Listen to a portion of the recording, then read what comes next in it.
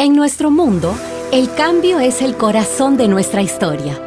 Imaginemos una evolución, un viaje que va más allá de las simples transformaciones. Transformar para trascender es abrazar y celebrar lo que nos hace únicos y disruptivos en la búsqueda de lo extraordinario. En cada detalle, en cada matiz de color, nuestra historia cobra vida. Una historia de agilidad, solidez y especialización. Estamos seguros de que nuestra nueva identidad de marca terminará de consolidar nuestro vínculo con clientes, socios y colaboradores. Una nueva identidad que se adapta a las demandas del mercado.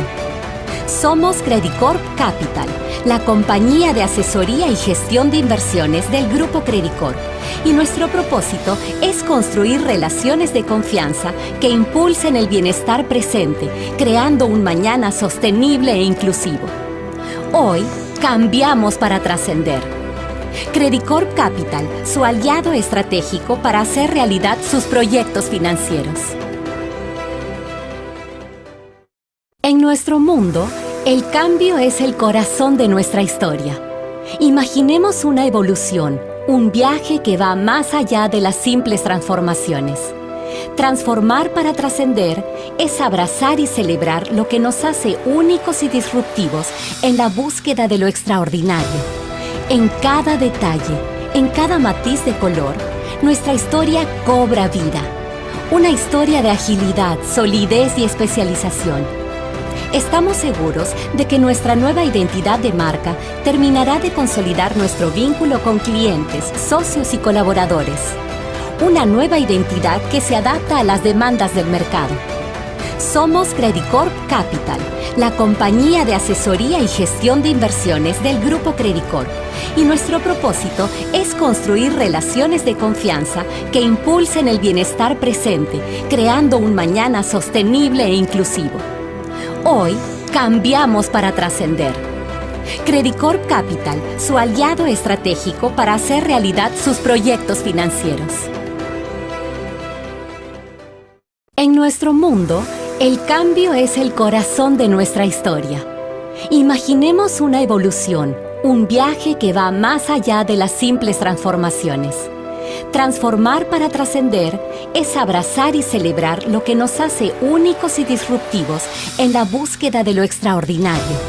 En cada detalle, en cada matiz de color, nuestra historia cobra vida. Una historia de agilidad, solidez y especialización. Estamos seguros de que nuestra nueva identidad de marca terminará de consolidar nuestro vínculo con clientes, socios y colaboradores. Una nueva identidad que se adapta a las demandas del mercado. Somos Credicorp Capital, la compañía de asesoría y gestión de inversiones del Grupo Credicorp, y nuestro propósito es construir relaciones de confianza que impulsen el bienestar presente, creando un mañana sostenible e inclusivo. Hoy, cambiamos para trascender. Credicorp Capital, su aliado estratégico para hacer realidad sus proyectos financieros.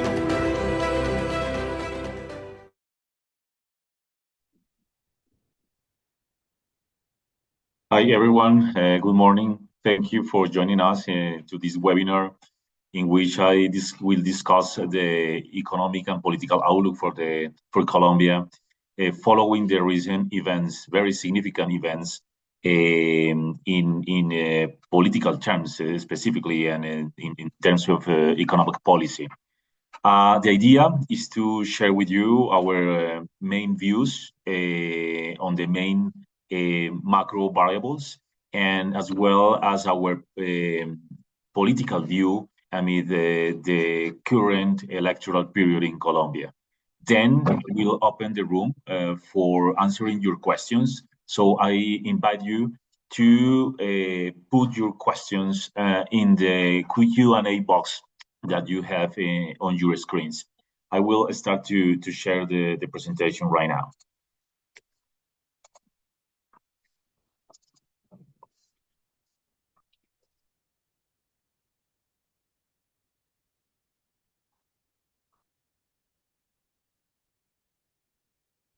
Okay. I will start talking about the economic activity in Colombia. And to be completely sensible, the truth is that Colombia is doing relatively well. We are seeing domestic demand growing near 5% year over year. That's a very high growth rate for domestic demand. And as expected, in fact, I would say that most economists, and including us, expected that households would be the main engine of the Colombian economy during 2025. And that was, in the end, the final outcome. It's important to mention that several drivers have played a role in the good performance of private consumption. The reduction in inflation, despite inflation remains relatively high, we have to recall that inflation was at a double-digit figures 2 years ago. So the reduction towards levels around 5% have played a favorable impact on real income of families. And on top of that, the labor market has been improving recently. Right now, we have the lowest unemployment rate on record. The statistical office in Colombia has records since 2002. Since that moment, we have never seen the low level of unemployment that we are seeing right now, close to 8%. At the same time, recall that in Colombia, we have seen a very strong influence of workers' remittances during the last years, especially because of the good performance of the U.S. economy. But at the same time, the immigration flows or outflows that we have seen in the previous years as well from Colombia to the U.S. So right now, workers' remittances represent roughly 3% of GDP in Colombia. So after Mexico, among the major economies of Latam, Colombia is the second economy with the highest remittances in the economy as a percentage of GDP. At the same time, last year we have a very good year for the coffee growing families because we have a strong increase in coffee production, and at the same time we have good prices in international markets. Recall that according to official figures, we have in Colombia more than 500,000 families that live from the coffee sector, coffee production. So that has played an important impact as well on the Colombian economy. On top of that, recall that we have had a good performance of inbound tourism as well, of international tourism. In fact, you can see this chart here where we show the good performance of both the coffee-related income and international foreign tourists coming to Colombia.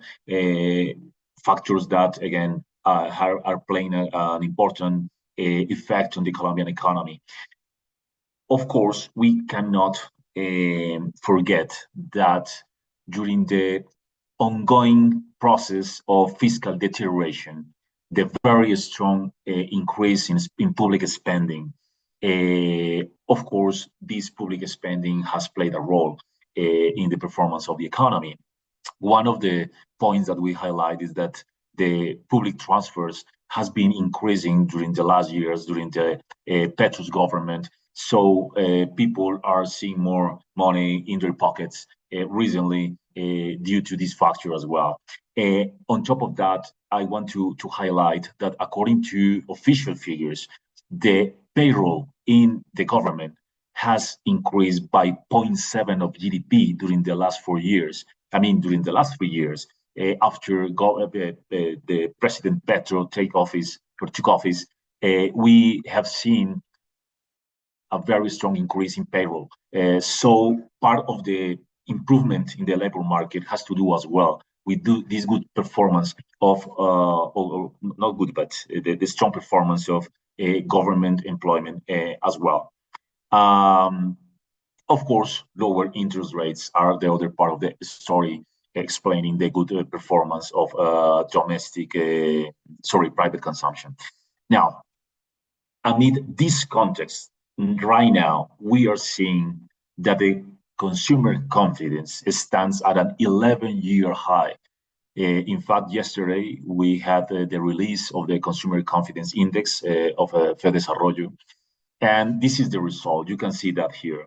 So again, the backdrop for families is very good at this point because of all these factors. And I want to say something that I've thought during the last months is that it is expected that this good, I would say, mood by consumers will play some role in the elections, right? Again, people are seeing money in their pockets. They are spending a lot. Most of the leading indicators on the consumption side are showing a very good, healthy performance. So it's expected that this will impact the electoral outcome potentially, in our view. In fact, I would say that the fact that the Petro's approval rating remaining between 30 and 40% in part reflects this, the fact that households are doing well. Now, that said, I want to highlight something thinking about elections as well. When we talked to entrepreneurs, when we talked to associations of several sectors in the economy, it is evident that they feel that an important, a significant part of the good performance of the economy has to do not with the performance or the execution or the spending of the national government, but of the subnational governments, regional and local governments. So this will be interesting during the election, because we don't know how maybe voters will interpret the good performance of the economy overall, because part of the population will believe maybe that this is because of the national government, but an important part of the economy, I would say, the economic agents will think that maybe the good performance is despite the national government. This is a discussion that we have right now, opinion leaders in our country. So the thing is that we have seen a very good performance, especially of projects execution in infrastructure by regional and local governments. Recall that 2 years ago, in 2023, we had the regional elections, governors and mayors, and most of the main cities in Colombia, main regions in Colombia, the largest ones, we had the victory of right-leaning candidates. So the truth is that a good part of the performance of the economy is explained by the good economic policies by regional governments. But again, this is interesting because we don't know how the voters will interpret this situation, So I wanted to highlight that. In my personal view, I do think that what we are seeing is in a large extent explained by the good performance of mayors and governors during the last 2-3 years. Okay, that said, our maybe medium and long-term concern remains investment. Investment remain very low. In fact, it remains well below the level observed before the pandemic.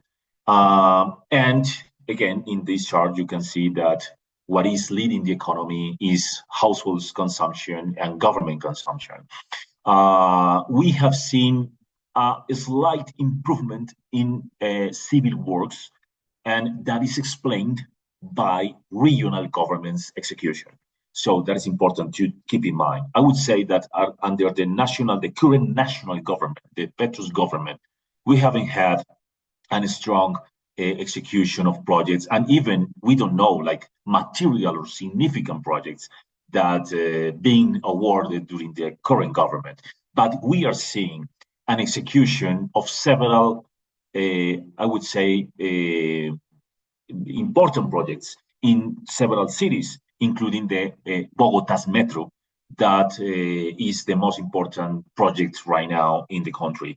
In cities like Medellin or Barranquilla, we are seeing as well an execution of large-scale projects. So this is the breakdown of the domestic demand, and again, beyond the recent slight increase in investment, the truth is that it remains lacked, and we are concerned about that. In any case, of course, we would expect that investment can improve depending on the electoral result after June this year. Business confidence is improving, is in the highest level since 2021. In my view, this is consistent with the strong increase in domestic demand. Entrepreneurs are seeing a higher demand for their products than previously expected. So confidence has been improving among businesses as well. And I don't rule out, because I talked, I would say, all the time with entrepreneurs in Colombia, that a significant part of the increase of the improvement in business confidence has to do with the fact that a lot of people are expecting the change in government towards a more pro-market administration. So maybe the increase in business confidence is also reflecting this expectation about a more pro-market government starting in this August this year. All in all, we expect the economy to grow 2.7% both last year and this year.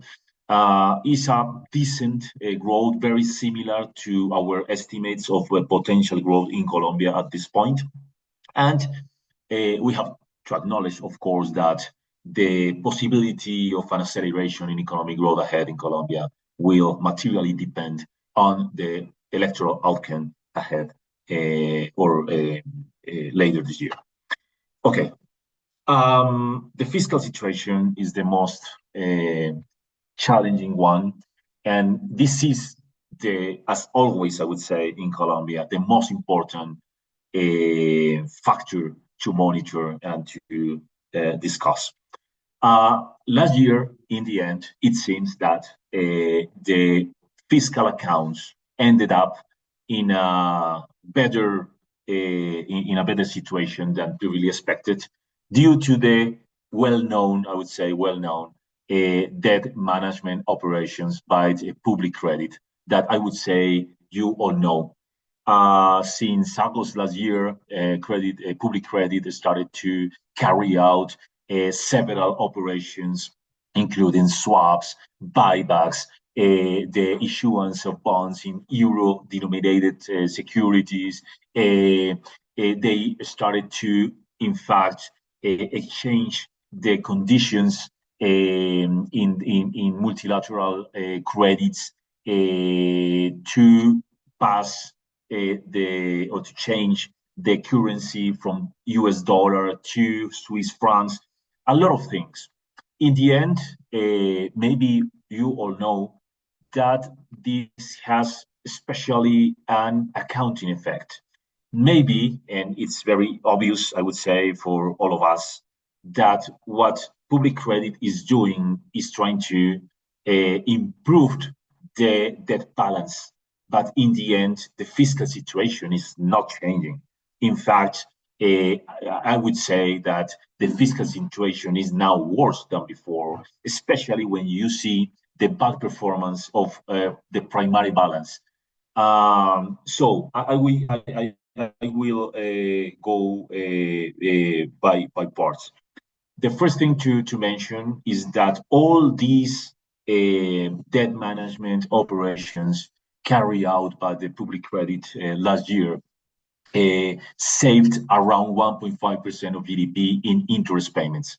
So that is a good news because in the end, the fiscal deficit will be lower, much lower than initially expected by the government, but even much lower than our projections and the market projections. Recall that the official fiscal deficit estimate for last year was 7.1% of GDP. We had previously 7.8% of GDP. Now the forecast is around 6.2, 6.5% of GDP in that range. That is the guidance of the government. In fact, is the estimate as well of the autonomous committee of the fiscal rule. And in that sense, this is good news on the paper, right? A much lower than expected fiscal deficit. Now, on the other hand, these debt management operations will imply a much lower debt, net debt than initially expected. Recall that in Colombia, we have an anchor debt level of 55% of GDP.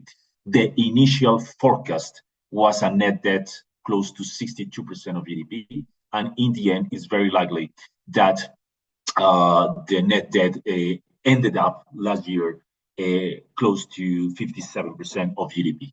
This is because the public credit bought back several bonds, and that had an effect on debt. But most importantly, the appreciation of the Colombian peso had a very significant impact in the performance of net debt at the end of last year. So you can see here that the FX rate explained roughly 2% of GDP in the reduction of net debt, and debt management operations, other 2% of GDP, roughly that.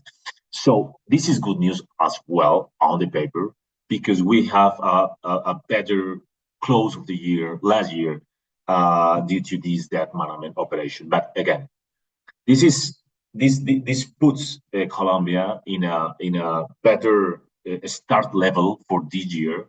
But the truth is that internally, structurally, the conditions have not changed at all, and in fact, we are seeing a further deterioration in the situation. Why is that? Because if public credit, doesn't execute further debt management operations during 2026, the fiscal deficit is very likely to exceed 7% of GDP again, especially because the effect on the interest payments of these management operations is a one-off. So, assuming that everything goes to normal again, we will have a fiscal deficit that will be very similar to the previous forecast for last year, and especially because interest payments will go up again.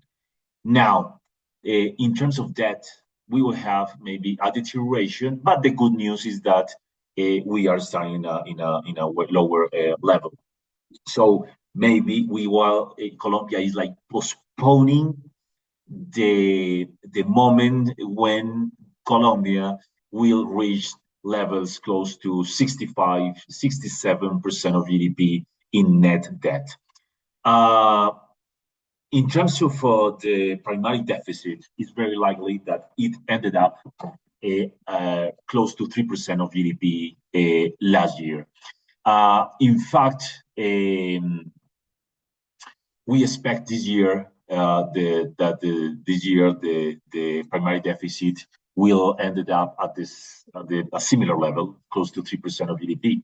So the bad news is that the government took advantage of a lower fiscal deficit, total fiscal deficit on the paper last year to spend more in current spending, right? So in that sense, we saw last year a decrease in the headline figure, but an increase in the primary deficit. So structurally, this is not improving, is worsening, right? So in the end, the situation is not changing materially beyond the decrease of some figures, and especially in net debt. Again, my sense is that we are postponing the moment when the Colombia's net debt will reach levels close to even 70% of GDP in the upcoming years, in the absence of structural changes or measures in terms of spending and taxes or income overall.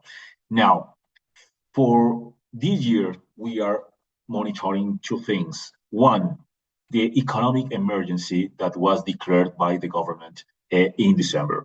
Recall that the government decided to declare this economic emergency after Congress struck down the tax reform that was presented by the Petros government. So the economic emergency is looking for increase or to collect the taxes that were struck down by Congress. It's very, very likely, in our view, and in the view of most experts, I would say, in Colombia, that this decree will be struck down by the Constitutional Court, because the most important thing that an economic emergency has to meet is that an economic emergency can be only declared when a sudden event occurs, okay? Like the pandemic is the best example. The last economic emergency in Colombia was during the pandemic. So in that sense, there is no event during the last months that represents a sudden event, okay? So in the end, it's very likely that the Constitutional Court will strike down the decree. Now, it's very obvious that the government is playing something with this situation, is that taxes already increased, especially indirect taxes. So we saw with the economic emergency decree an increase in VAT for example, gambling platforms, luxury cars, tobacco, alcoholic beverages. So that is already, the government is already collecting that money, okay? So it's very likely that they will be able to collect something until the Constitutional Court strikes down the decree. The Constitutional Court usually has taken between 3 or 4 months to a final outcome in these situations. So maybe the government will be able to collect something in the next 3 or 4 months, depending on the moment of the Constitutional Court decision, right? But the most important taxes that has to do with the increase of the wealth tax for individuals, the higher tax rate for the financial sector, especially banks, those kind of taxes maybe won't be collected at all, because those taxes are collected in specific dates during the year, between April, May, and the second half of the year. So by that time, it's very likely that the decree has already been struck down by the Constitutional Court. So the government maybe will be able to collect something during the next few months, but in the end, the result won't be that positive for fiscal accounts, because the decree is very likely to be struck down by the Constitutional Court. I insist in that. Now, on the other hand, we will have more pressures on the fiscal deficit coming from the recent impressive and crazy increase in the minimum wage of 23%. According to even not official, but several analysis, the impact of the minimum wage increase will be around 0.5% of GDP, 0.4% of GDP on public spending this year. So it's another factor that poses additional pressures on fiscal accounts. In fact, the impact of the current minimum wage from 2027 onwards can be higher. This is especially through pension expenditures. So in the end, again, the conclusion is that the structural situation in Colombia is not improving, even is worsening with this deterioration of the primary balance, and considering that the Petro's government is not willing to cut spending. So in the end, we will have very high level of fiscal deficit this year, surpassing 7% of GDP, maybe, with an increase again of public debt as well. In that sense, we have to monitor what the new administration, incoming administration, will propose to adjust the fiscal accounts. It will be a very tough challenge, and we would expect a very gradual process. It's very unlikely that the new government will take office and the other day will propose a very ambitious fiscal reform of spending cuts proposals. So it's very unlikely. We would expect a gradual reduction, but of course, we expect a more pro-government, a pro-market government arriving at office next August. Now, and I end with this comment, this part of the fiscal accounts. According to Javier Cuellar, the director of public credit, the goal is to continue to execute the kind of operations that we saw last year in 2026. So what Javier Cuellar has suggested is that they will try to continue to maintain interest payments very low. So the intention is to try to put again on the paper a fiscal deficit close to 6% of GDP this year, or even lower. We don't know. Of course, if they will maintain the base of debt management operations remains an open question. It's a very uncertain scenario, so we don't know. But we have to monitor that. The commitment of Javier Cuellar is to continue to carry out this kind of operations during the year. Now, I forgot to mention, that the most important operation last year was the famous TRS in Swiss francs for roughly 7.4 billion Swiss francs, equivalent to $9 billion. That operation will come due around July. So all the market has the question about how this operation will settle. I would say that maybe right now, the maybe most likely scenarios that they will try to roll over the operation, because in fact, unfortunately, with all this situation, all this mess in fiscal accounts, what we have seen in recent months is a jump in interest rates in the curves in Colombia, both in USD denominated bonds and in the test market as well. So it is not easy to think that the government will have the money to settle the operation and to reverse the operation, right? So in the end, I would say the most likely scenario is to have the rollover of the operation later this year. Okay, maybe we can continue to discuss this thing. Of course, it's the most complex thing in Colombia right now. And I have to confess that to understand that took a lot of days. And there are some pieces, some legs of the operations that continue to embed some uncertainty and some noise in the market as well, including this operation of with PIMCO for 23 trillion pesos that was carried out in December, that created a lot of noise as well in the market, especially among market makers, because it's the first time in Colombia, at least during the last 30 years, that the Colombian government placed bonds on the OTC market, skipping the market makers. So there are a lot of noise recently in the market as well. So it is yet to be seen if the government will maintain these kind of operations ahead,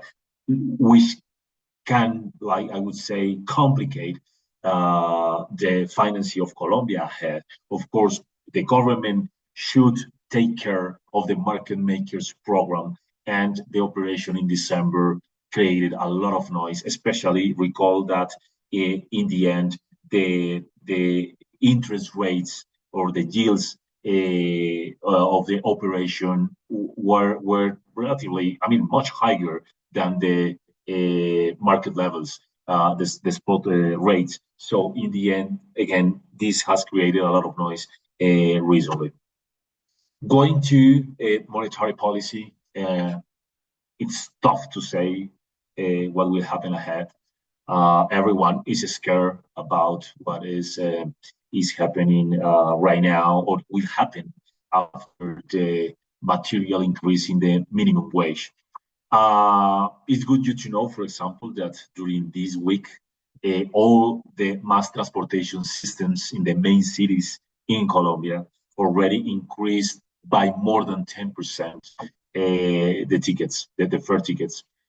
So in the end, it's very obvious that this crazy increase in the minimum wage will have a material impact on inflation, especially in a moment when we were seeing a reversion of core measures. In fact, we were already experiencing upside pressures on core inflation measures before the minimum wage hike. What was suggesting that the domestic demand was very strong, that the companies have the ability to pass through higher costs to consumers, and that at the same time, the fiscal disorder is having an effect on inflation as well and on expectations. So under this environment, this increase in the minimum wage, the only thing that it has done is to increase the concerns, right? In fact, yesterday of last Tuesday, maybe, one of the directors that voted in the December meeting to initially voted, but they changed the vote in the end, but that they initially proposed to increase the interest rate by 50 basis points was co-director Villamizar. Said that the situation is unsustainable at the current situation, at the current context. So it's very likely, very expected that we will have a 50 basis points increase in the interest rate in the policy meeting this month, and very likely that we will have the same pace in the March meeting as well. So after that, we will see. Of course, it's good to remember that most of the inflation, the pass-through, especially from the minimum wage hike to prices, is seen during the first 4 months of the year. So the central bank by April will already have more information about the final effect or potential effects of the minimum wage hike on the inflation rate. But in any case, if inside the board, we already had several directors or advisors recommending to increase rates, of course, the situation is clearer, much clearer right now. So you have seen that most of the market, including us, have changed the forecast. Right now, we expect inflation to go to 6.3% this year. We had 4.6 before the minimum wage hike, and we expect the repo rate to go to 11% from the current 9.25%.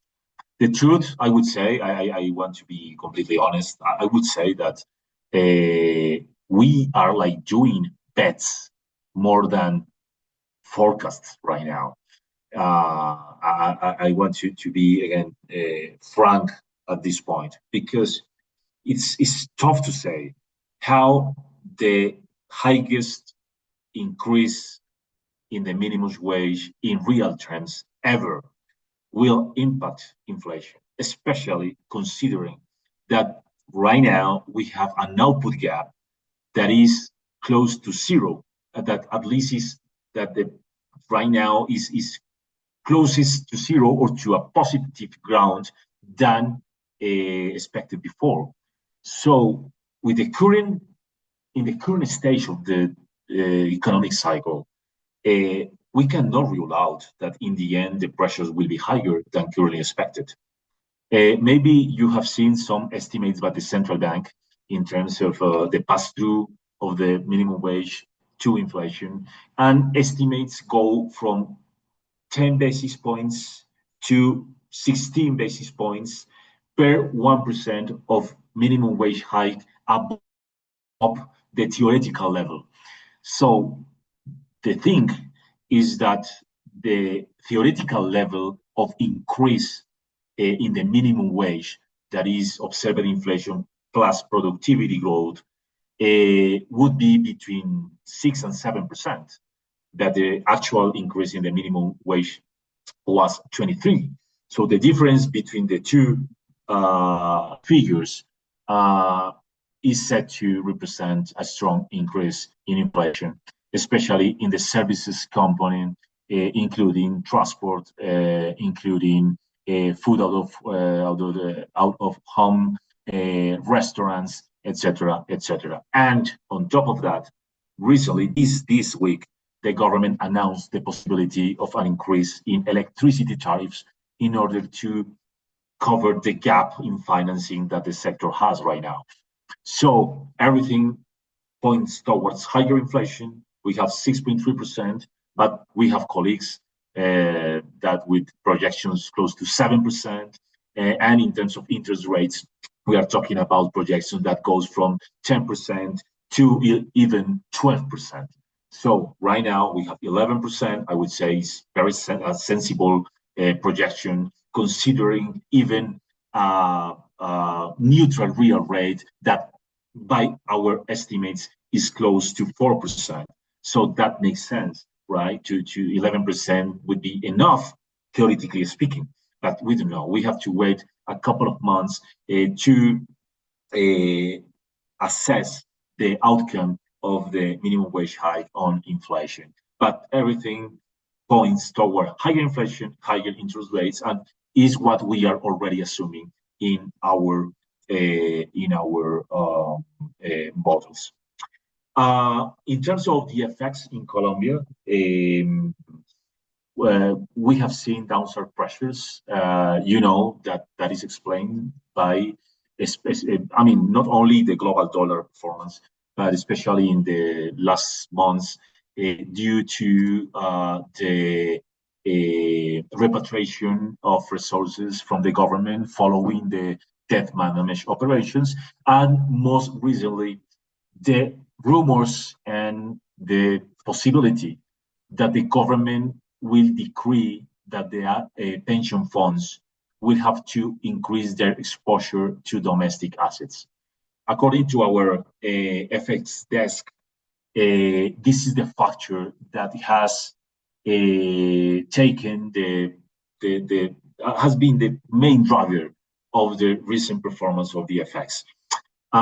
Recall that Gustavo Petro, specifically, Gustavo Petro himself, wants that pension funds to repatriate resources from abroad in order to have more resources available in Colombia to invest in projects, right? That is the logic by President Petro. Right now, pension funds have roughly $70 billion, $70 billion abroad.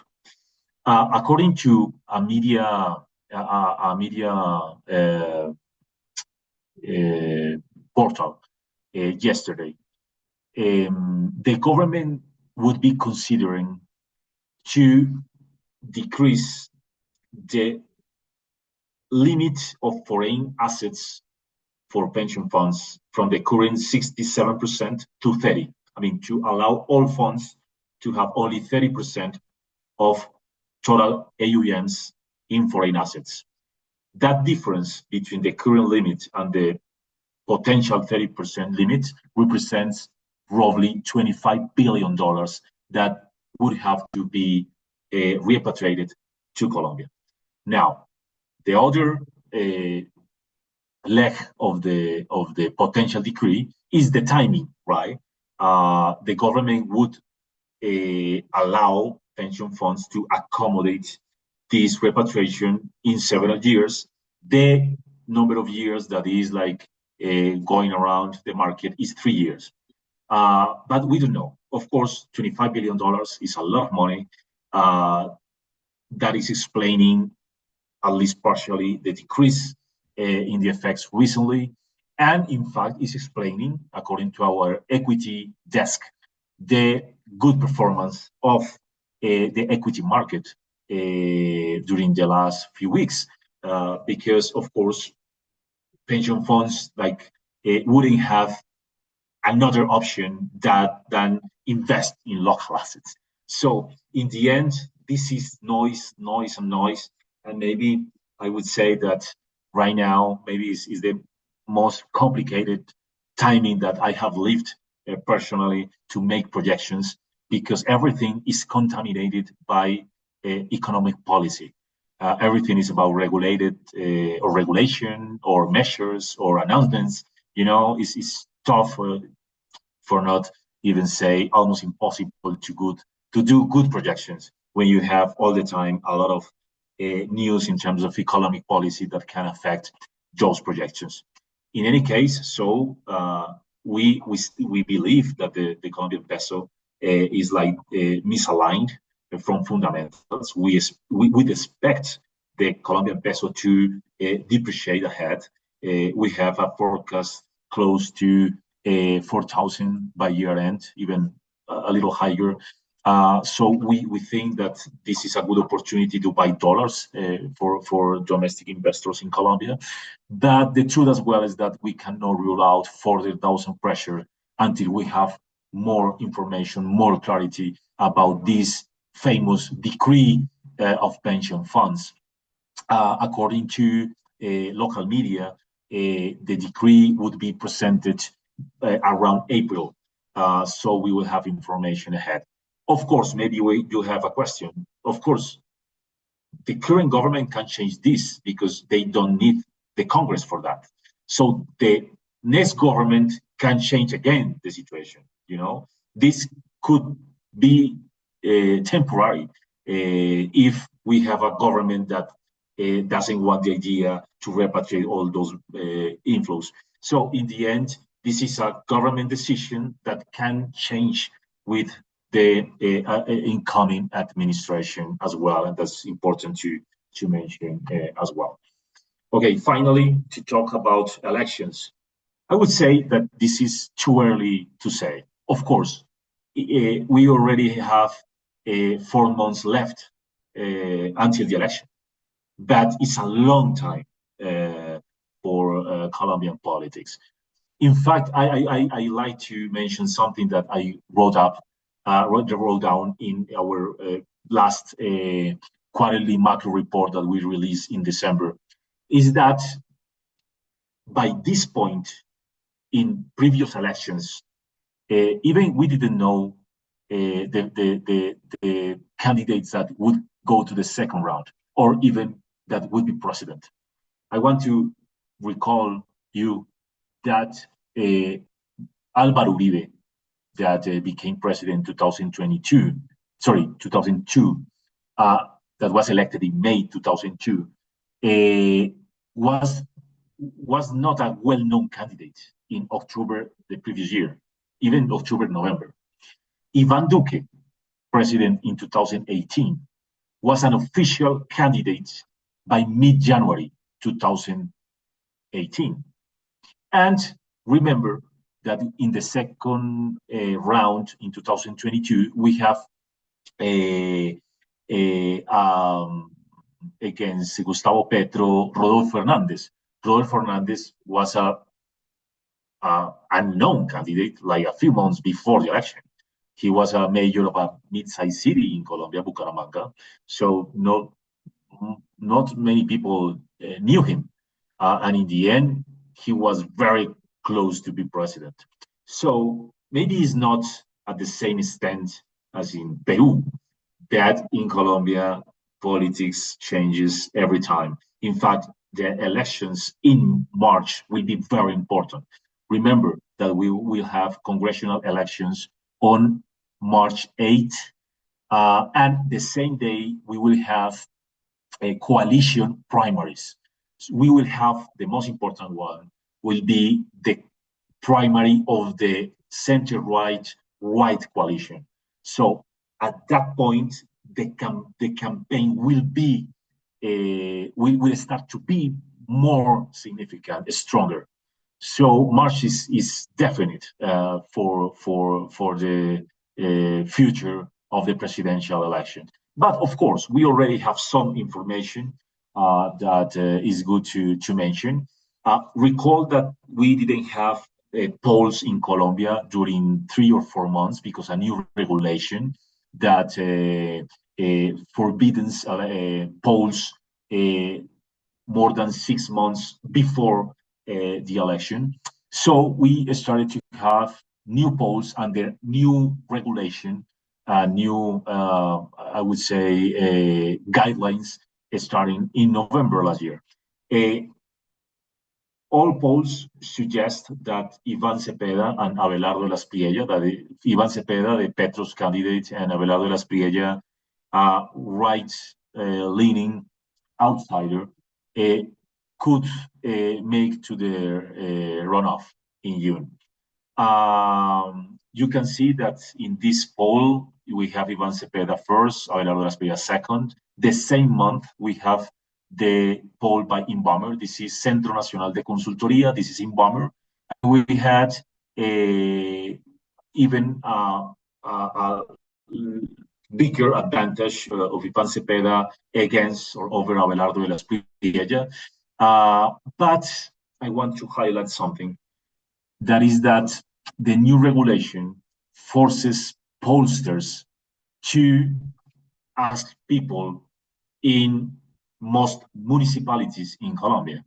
So pollsters have explicitly affirmed that the new guidelines of the law to carry out polls maybe are creating biases in the polls because the law is not considering like statistical principles, right? So this is important because right now we have a lot of noise coming from polls because right now pollsters are doing the polls in a very different way compared to what we have previously. And that was because the Congress approved this law trying to like widen the base and to, I don't know, to make polls more fair, but in the end, we are not sure that we are having the right information from polls. So this is important. For example, I want to highlight something. It's good you to know. In this poll, that of course created a lot of noise in Colombia. In this poll, the population of the middle income bracket of the population was over represented. Okay, that was discussed in media and among colleagues here in Colombia. So we have a lot of noise. It's for that reason as well. I say this is too early to say about the outcome of elections at this point. Now, the most recent survey, the Atlas Intel, was released last week and showed for the first time Abelardo de las Priella beating Iván Cepeda in the first round. I want to highlight a couple of points. Maybe the support for Iván Cepeda is not a surprise because he's the only candidate right now of the far left. There are a couple more candidates, but it's very unlikely that they will be able to compete with Ivan Cepeda, because Ivan Cepeda already won a primary and already have a lot of support by the population or voters on that side of the political spectrum. So in that sense, 32%, 26%, 20% is not maybe a surprise. Why I say that? Because when you took the polls before the primary of Ivan Cepeda, before the polls law that I mentioned, you sum up the voting intention of all of the hard left candidates, I mean, before June last year, and the sum was around 30%. So nothing has changed. 30% is the number that already had the support of leftist voters before June last year. The second thing, according to a couple of surveys, around 26% of the population would like a president that continues with the Petro's policies, right? So 26% is very close to these numbers, right? And for sure, 32, 21, 28 is very close, very similar to the approval rating of President Petro. So this is not a surprise. The thing is what will happen ahead with the right candidates, the center candidates, but because this pressure remains very, very, very high. We already have some second round scenarios. According to Invamer, Ivan Cepeda would be the next president if he faces in a second round Abelardo de la Espriella or Sergio Fajardo. Sergio Fajardo is the center candidate. He remains competitive. We will have to monitor what will happen ahead. But interesting, the Atlas Intel released this poll this last week, affirmed that Abelardo de la Espriella, or shows Abelardo de Espriella, would win in any scenario. In fact, what is most important, all potential candidates would beat Ivan Cepeda in a second round. So we have a lot of information that we don't know how to process, right? And in fact, because this topic of the new guidelines created by regulation to carry out polls are changing the rules of the game. Very important to mention, to highlight, the rejection vote for Ivan Cepeda is the highest. So it is set to play an important role ahead. Recall that this is very important, especially in a second round. So depending on the candidate that make it to the second round against Ivan Cepeda potentially, this thing will play a very, very or significant role, because the anti-vote is a key factor in elections as well. And the final message, logically speaking, and I always mention this, logically speaking, because maybe logic in politics doesn't exist anymore, I don't know. But logically speaking, I would say that it would be very difficult, very tough, very challenging for the hard left to obtain the same number of votes that they casted in 2022. These maps, in my view, are very important. The left map is how Gustavo Petro won the election in the second round in 2022. You can see that most of the perimeter regions and Bogota voted for Petro. You can compare this map with the map of the plebiscite of the peace agreement with the FARC in 2016, and you can compare that the map is very similar, very, very similar. The same regions that voted for Petro voted yes for the plebiscite, and Bogota as well. recall that this plebiscite was rejected by a minimum difference, 50,000 votes only, was rejected.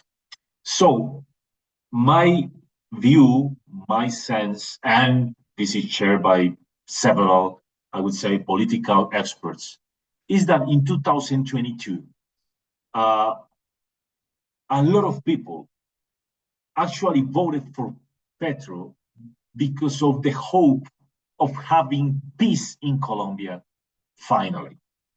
Remember that maybe the main proposal, the main goal of Gustavo Petro was a total peace process agreement with all criminal bands and guerrilla groups. And that process has materially failed, okay? Has been completely unsuccessful. So right now, in fact, unfortunately, we have escalating violence in all the regions. We have, in fact, displacements of people again. We are seeing things that we haven't seen in the last 25 years in Colombia. So if the question is if those people here will vote for the hard left again, considering that this has been a mess in terms of security conditions, we are not sure. I would say that would be very difficult, right? So all in all, we expect that in our base case scenario, a pro-market government starting in August this year. But at the same time, we acknowledge that the electoral race will be very competitive, which will create noise in the markets and volatility as well. But in the end, we expect the right or the center-right spectrum of politics to prevail in elections. So, a final comment, sorry, maybe. You can wonder about Venezuela's thoughts. In my view, in fact, I can tell you that I published something about with these ideas in LinkedIn. Last week I was on vacation, but I wanted to write some things. In fact, I send you these ideas as well, personally by mail to some of you. And the truth is that, of course, if Venezuela is able to change the regime and to start to recover, that will be very, very positive for Colombia. I mean, by far the most benefited country due to recovery in Venezuela would be Colombia. Colombia is the natural partner of Venezuela. Venezuela used to be the main trading partner for the manufacturing industry in Colombia. And remember that in the past year, we have exports in Colombia for more than $6 billion to Venezuela. Last year, exports reached only 1 billion. So sectors like food, cement can benefit from the recovery of Venezuela. Of course, the recovery of Venezuela will depend basically on the recovery of the oil sector. You maybe have seen that several experts are estimating the oil requires to be recovered. And so it is expected that we will have a very slow, gradual increase in oil production. Right now, the oil production in Venezuela is close to 1 million barrels per day, and several estimates point towards 0.3, 0.4 in a good scenario, 12, 24 months ahead. So this will be a very gradual recovery. But of course, if we start to think, to see a recovery at all, that will be very, very good news for Colombia as well. According to these estimates as well, to recover the levels, the previous levels of 2.53 million barrels per day would take around 10 years. We will see. The other thing to consider is that we have probably 3 million Venezuelan people in Colombia. So the movement of migrants can be very, very strong, depending on the final result. If the result is good in Venezuela, in the end, maybe we will have people going back to Venezuela. That would be a good news in fiscal terms. because Venezuelan people have put pressure on fiscal accounts, social spending, of course, recently. So we have to see that, to monitor that as well. And very important, this can reshape the election. Gustavo Petro will meet with Donald Trump on February 2nd or 3rd. The news was released last night. I would say February 3rd. And experts say that it would be very difficult for the left, the hard left, to obtain support from Venezuela, like in previous elections. Now that the U.S. is intervening in Venezuela. So maybe this can reshape the election. In fact, right now, conditions are materially changing in the border between Colombia and Venezuela because illegal groups are fighting more radically because the business of the drug trafficking business is more complex right now with the intervention of the U.S. So that can reshape several things socially, economically, and politically speaking. So we have to monitor that. Okay, I want to stop here. Thank you very much for your patience. And if there is any question, I can answer it. I will. I have 4 questions here, so please, if you want to stand with me for a couple more minutes, I will be able to answer the questions. Okay. What are your expectations for whether the judiciary strikes down economic emergencies and minimum wage hike?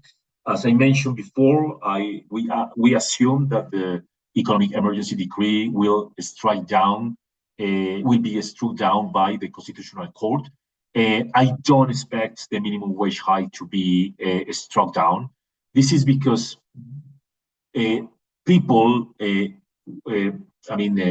workers already saw an increase in salaries. Legally, you cannot reverse that. So we have acquired rights by workers in Colombia. So I don't expect this to be reversed. Maybe could be reversed, but several months ahead. That would take time. And in the end, it's very difficult for entrepreneurs to reverse the increase in minimum wages. So maybe we can have in the end some moderation of the decree, but in the end, what has already done to current workers should be protected. So we cannot reverse the increases. Maybe in some point, the state council can decree that the minimum wage reverse to the previous level, but only for new workers. It's tough. I don't see that happening because it would be very tough to manage in the labor market. So my scenario is that we will have a reversion of the minimum wage hike. How is the debt management operation financing strategy of the Ministry of Finance impacted if the bank rate starts hiking rates? Yes, that is a good question because it's very obvious that in the end, what Javier Cuellar, the director of public credit, was seeking was to decrease interest rates to structurally decrease interest payments. So right now we have interest rates in the curves, in the yield curves, similar or even above the levels seen before the start of these DMOs operations. And if we have further upward pressures on the yield curves, the strategy will start to have problems, right? Because in the end, we can end up having more interest payments ahead because interest payments are higher due to higher yields in the market. So this is very aligned with my comment during the presentation. What they carry out was aimed to decrease on the paper temporarily the fiscal deficit numbers, right? But we need to see a structural change in yields, in spending, in income, in fiscal income, um, to have a structural change in the fiscal accounts. So with the current situation, it's very unlikely to have a structural improvement in fiscal accounts. And for that reason, we, as I mentioned, I showed, we expect the fiscal deficit to stand above 7% of GDP this year, again, with the net debt starting to increase again as well.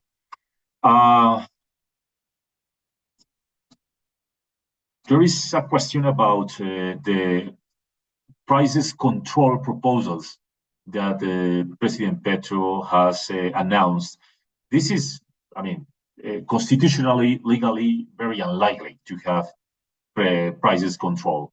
In Colombia, that's not allowed. I wouldn't say impossible, but very, very unlikely to have a prices control in the economy. So I would expect any impact on inflation on that side. Of course, the government can't control or regulate some prices, but that are regulated directly by the government, like public services, utilities, right? But in any case, Stephanie, I mentioned that in fact, the government has announced this week the increase of electricity tariffs. So in the end, that is the opposite to the prices control that Petro is talking about. So I don't see any effect or material effect on inflation from this kind of like proposals or announcements. I would say President Petro, I don't know. Sometimes we wonder if Mr. Petro is not with good advisors, right? Because they release the minimum wage decree, and after that, problems started. They are trying to like cover gaps and loopholes and a lot of things after the increase in the minimum wage. So we don't know. I mean, the increase was crazy, was completely insane, I would say. So in the end, they will try to do something with prices, but that would be impossible because this is a market economy, right? Okay.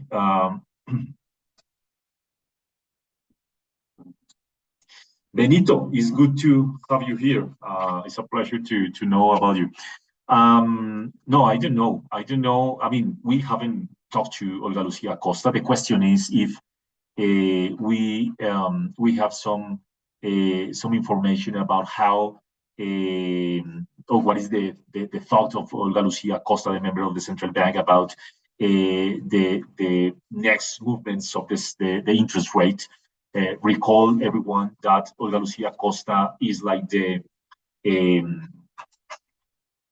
key vote to balance the decision in the central bank. But I can say, Benito, that she is very worried because the last time I talked to her a couple of months ago, she was very, very concerned about the fiscal situation. But I would say that most of the members of the central bank were assuming maybe double-digit increase in minimum wage, but close to 10, 11, 12. That was the assumption of the market as well, but 23 is crazy. So with my knowledge that is not fully information, I mean, is not official information, I haven't talked to her. My sense is that she was already very concerned about the situation before the increase of the minimum wage. So right now, she must be very, very concerned. Although she accosted by former minister, I would say technical, she would support a 50 basis points hike. That is my bet in that sense. What do you think are the necessary steps to put the fiscal on a sustainable path? Ana Belardo de la Espriella administration would be capable of that. Okay. No, for that reason, I mentioned during the presentation that I don't see any candidate like proposing a sharp and strong adjustment in fiscal accounts. I would say that it will be very, very gradual. Maybe trying to do a plan. My bet is a plan that try to decrease the fiscal deficit structurally by 2 or 3% of GDP. The plan would be to cut expenditures. The truth is that Mr. Petro has materially increased some items in the budget that can maybe easily reversed. Not easy, nothing is easy, right? But some things that can be reversed because I was mentioned you in the presentation that the payroll in the state has increased by zero point 0.7 of GDP. That is crazy in the last 3 years. Most of those contracts with workers are temporary contracts, so that wouldn't be difficult at all to let these contracts to come due, and that's it, to expire, and that's it. And you start to correct, for example, payroll. There are a lot of further subsidies. We know that there is there are several cases and examples of subsidies that are not well focused or directed. So we would expect some rapid changes there. Recall that we are right now subsidizing the diesel prices, the prices to trucks, and the massive transportation systems in main cities. So we will expect some kind of strategy there as well. Interest payments. I'm optimistic that with a good government, we will have lower interest payments, but structurally, not because of DMOs, right? So we can see a decrease. We have done some accounts, some math, and the government could perfectly save between 0.5 and 1% of GDP in interest payments in the upcoming years with a good government. I mean, trying to decrease this high risk premium that is embedded in the yield curves in Colombia. So that is a part, and the other part would be an tax reform, of course. There is a space. The thing is that Petro has tried to do something out of consensus. I mean, with not conversations with any association or the academy or congressman. So we would expect some kind of tax reform. Recall that in Colombia, the average reform can collect between 0.5, 0.7% of GDP. So adding up all potential things, I would say we can have a strategy for 2 or even in the extreme 3% of GDP. But I would say that would be a plan for 3 or 4 years. I mean, for the whole government. It's very tough to think. I acknowledge that, to think about a strong reversion of the fiscal situation in the very short term.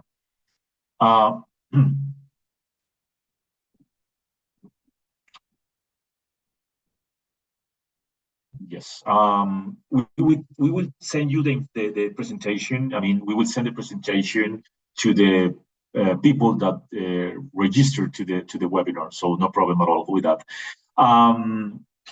Our current account deficit for this year is 2.1% of GDP. Yes. The question is, what happened if the FX is lower? What happened with that projection? To be honest, in terms of, I mean, ceteris paribus, when you assume a lower FX, you can have in the end a lower current account deficit because the FX effect on the nominal GDP. So in the end, my forecast on the current account deficit usually don't change a lot with the FX. We have to monitor the performance of oil prices specifically is my main concern maybe. That is maybe the main situation here to monitor. We are assuming an oil price averaging between $67-$60 per barrel in the Brent case. So that is the most important thing I would say.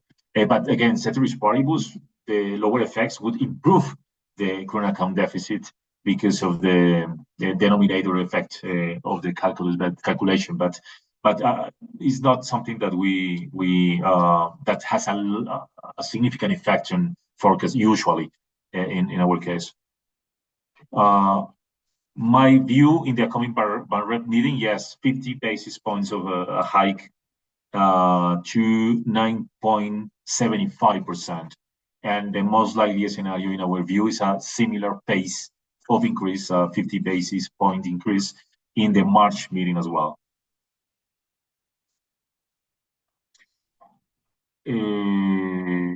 Okay, Andres, thank you for your question about Eurobonds.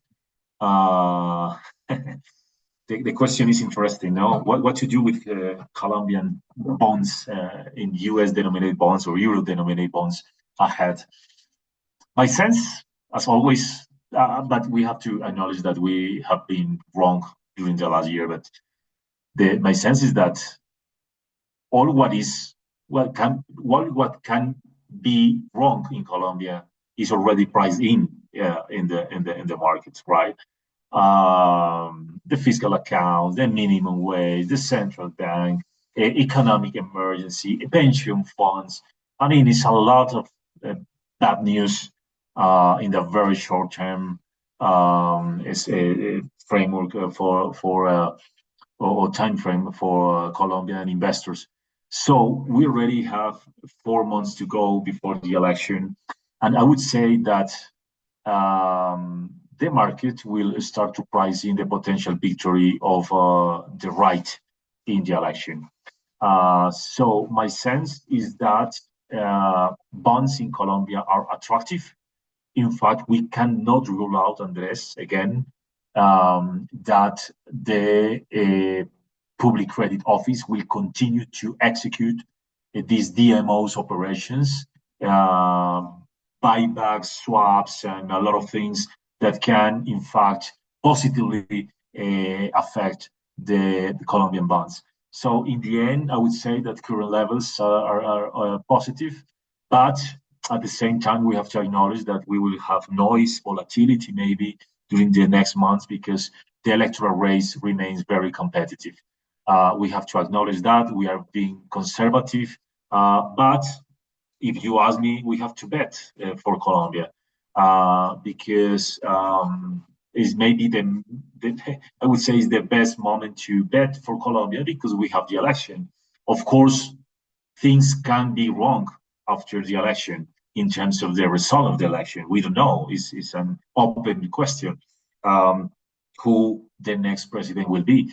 But in the end, if we want to bet for a pro-market administration starting August, this is the right moment, specifically because we have seen an increase in yields recently, and we have good deals right now in the market. Final comment. I understand because I received the information yesterday by our FX desk that the issuance of Colombia for roughly $5 billion 2 days ago was well received by the market. In fact, yesterday we saw a strong demand, in fact, of these bonds that were sold 2 days ago. So we are seeing appetite beyond all this mess in fiscal terms and the macroeconomic environment. The truth is that we are seeing appetite. My bet is that this is because of the election, of course. Recall that the government, this issuance for $5 billion received demands for more than $20 billion. So the appetite is there.